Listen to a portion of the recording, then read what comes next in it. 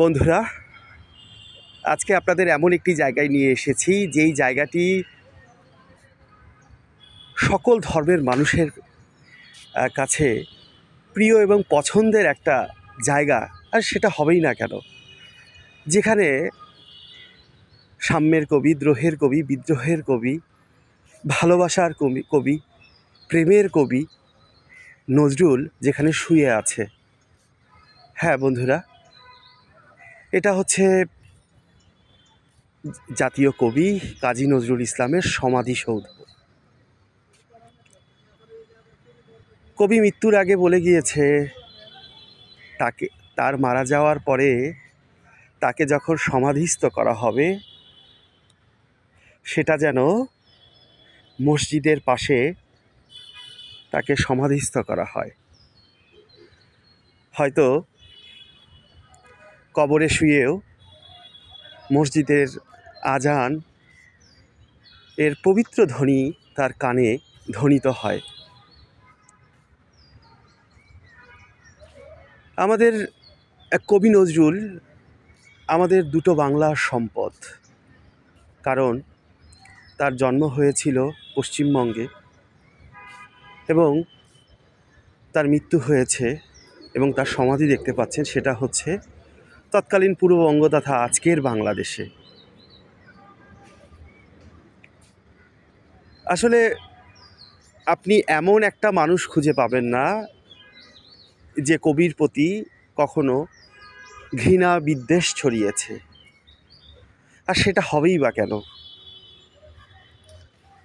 এই কবি নজরুলই তো বলেছে, হিন্দু না ওরা মুসলিম, ওই জিজ্ঞাসে কোনজন, কান্ডারি বলো ডুবিছে মানুষ, সন্তান মোর মার।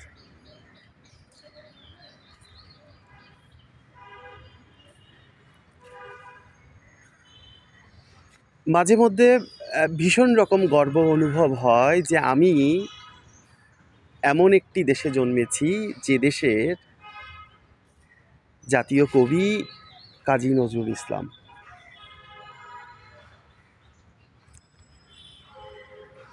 আসলে কবি সম্পর্কে বলার মতো বাক্য দু চার মিনিট বা 5 মিনিটে বলে শেষ হবে না। কারণটা হলো, যে মানুষটি হিন্দু ধর্মকে শ্রদ্ধা জানিয়ে, সম্মান জানিয়ে শ্যামা সঙ্গীত রচনা করেছে, তিনি আবার রচনা করেছে প্রচুর ইসলামিক গান, ইসলামিক গজল। আসলে আমরা যারা মুসলিম, আমাদের পবিত্র ঈদ উল ফিতরের আগের রাতে যখনই চাঁদ দেখা যায়, তখনই কিন্তু একটি গান ছাড়া উৎসবটা উৎসব মনে হয় না। সেটা হচ্ছে ওমর রমজানের ওই রোজার শেষে এলো খুশি ঈদ।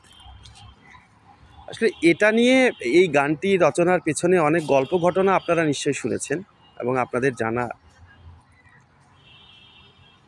সেটা হলো, একবার শ্যামা সঙ্গীত রেকর্ডিং শেষে কবি বাড়ি ফিরছিলেন। পথে সুর সম্রাট আব্বাস উদ্দিনের সাথে দেখা। আব্বাস উদ্দিন ভীষণ সম্মান করতেন কবিকে, ভীষণ রকম।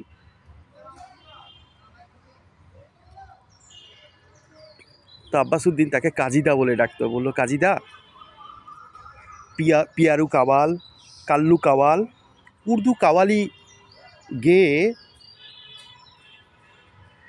ভীষণ রকম বাজিমাত করছে, কিন্তু ওরা তো উর্দুতে গাইছে, বাংলায় ইসলামিক সঙ্গীত, বাংলায় গজল খুব একটা তো কেউ গাইছে না, কি করা যায় তাহলে? কবি ভাবলেন যে না, সত্যিই ওনার কথায় যুক্তি আছে, আব্বাস উদ্দিনের কথায়। তখনই কিন্তু জন্ম হলো ওমর রমজানের ওই রোজার শেষে এলো খুশির ঈদ গানটি।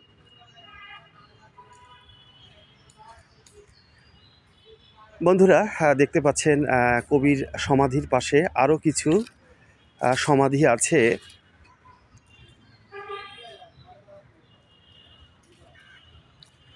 এবং দেখতে পাচ্ছি আরও কিছু বিখ্যাত মানুষের সমাধি।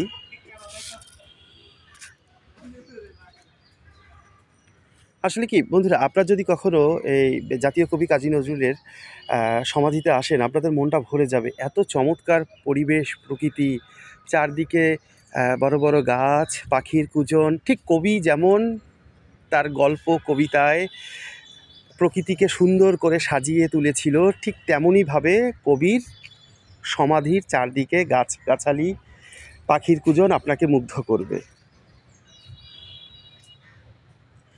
দেখেন, একটা মানুষ কতটা অসাম্প্রদায়িক হলে শ্যামাসঙ্গীত যেমন রচনা করেছেন, তেমনি নিজ ধর্মের বহু গান, গজল, ইসলামিক সঙ্গীত রচনা করেছেন। শ্যামাসঙ্গীত রচনা যেমন করেছেন, তার একটি বিখ্যাত গান আছে, আমার কালো মেয়ে রাগ করেছে, কে দিয়েছে গালি, রাগ করে সে সারা গায়ে মেখেছে কালি। আবার হচ্ছে গিয়ে হিন্দু ধর্মের ভজন সঙ্গীত, যেটা আপনারা অনেকেই হয়তো জেনে থাকবেন, ওরে নীল যমুনার জল, বল রে মোরে বল, ওরে ঘন শ্যাম আমার কৃষ্ণ শ্যাম। আবার আমাদের অসাধারণ একটি ইসলামিক সঙ্গীত আছে, যেটা হচ্ছে, তোরা দেখে যা মা আমিনার মায়ের কোলে, ত্রিভুবনের প্রিয় মুহাম্মদ এলোরে দুনিয়ায়, আমি যদি আরব হতাম। এরকম যে কত বিখ্যাত বিখ্যাত গান কবি রচনা করেছেন ইসলামকে ভালোবেসে, নিজের ধর্মকে ভালোবেসে। আবার কবি এটাও বলে গেছেন, যেটা বলছিলাম, যে এই মসজিদের পাশে, ঢাকা বিশ্ববিদ্যালয়ের এই মসজিদের পাশে কবিকে যেন সমাহিত করা হয় আর কি। আবার হিন্দু ধর্মের জন্যও প্রচুর সঙ্গীত রচনা করে গেছে আর কি। এরাই তো মানুষ, এরাই তো মহামনীষী। তো বন্ধুরা, আপনারা যদি ঢাকায় কখনো বেড়াতে আসেন, তাহলে কবির সমাধিতে আসতে পারেন, আপনাদের ভালো লাগবে। ও আরেকটা জিনিস দেখাই, কবির সমাধির পাশেই রবীন্দ্রনাথ ঠাকুরের একটি চমৎকার একটা মানে দুটো লাইন দেখতে পেলাম, যেটা আপনাদের ভালো লাগবে। এবং রবীন্দ্রনাথ ঠাকুরও কবিকে ভীষণ রকম স্নেহ করতেন। কি লিখেছে রবীন্দ্রনাথ ঠাকুর এখানে, মরণ সাগর পারে তোমরা অমর, তোমাদের তোমাদের সরি নিখিলে রচিয়া গেলে, আপনারাই ঘর তোমাদের সরি। ভালো থাকবেন বন্ধুরা, আজকের মতো এখানেই।